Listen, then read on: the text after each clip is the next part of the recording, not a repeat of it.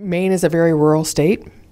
It's the most rural in the U.S., as a matter of fact. If you look at the figures, more of Maine's population on a percentage basis live outside of metropolitan statistical areas than any other state in the country.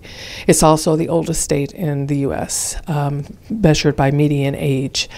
Many of our citizens suffer with chronic illnesses and all the things that go along with living in rural communities means that the healthcare delivery system really has to be very innovative in order to reach people where they are. And that really is the genesis behind Eastern Maine healthcare systems coming together. We have been rapidly growing over the last 5 years. We've acquired two PPS hospitals in that time period and are in the process of talking to a number of others. So collaboration is the way to hold the fragile healthcare delivery system for Maine together so that it can serve the people better. We can't afford for all of the citizens to come to our tertiary centers. We have to keep access points available to them closer to home. So that has caused us to really formulate and design our network of resources very differently than perhaps you would see in other non-rural areas of the country. So we have been working with Mayo for decades. We're the closest, Eastern Maine Medical Center, our tertiary flagship in Bangor, is the closest tertiary to Mayo, about an hour away by car, and so as a result we have a very strong clinical referral relationship with them already. And when they decided that they were ready to look for a system to join, we thought it was a natural fit.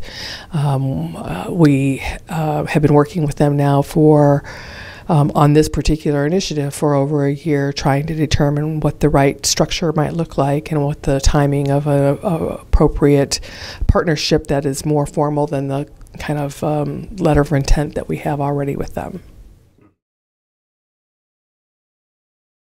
Begun to talk with their board about options, and there are always more than one way to go about this. At this point, we're still exploring. They are a hospital that is representative of 13 townships in Maine. So their governance structure includes appointed representatives from those 13 townships. So in order for them to become a full member organization of EMHS, like the most recent new members within our organization, Mercy in Portland and Maine Coast and Ellsworth, we would have to unwind their governance structure, which means going to all their towns and city councils and so forth, and going through a fairly long process of unwinding that governance structure. That may be the easiest or most expeditious in order for us to formulate the kind of efficiencies of scale that we're looking for, but we haven't come to that conclusion quite yet. I think there's not one size that fits all. We are very deliberate about our strategy and bringing additional members into our organization. We have to have a strong values fit in order to even think about pursuing a member substitution agreement. So I think the work on the front end is very, very important, to take the time to determine whether a partnership is the best approach or a full merger is the best approach, and everything in between. There's all sorts of arrangements out there that allow hospitals to work with each other in affiliations and so forth that don't include full asset mergers. All of those, I think, any of those that you would want to pursue to have substantive work, you'd really want to spend that time on the front end making sure that you have a values fit, that your boards can work with each other, that your administrative teams can work with each other. It's really critically important.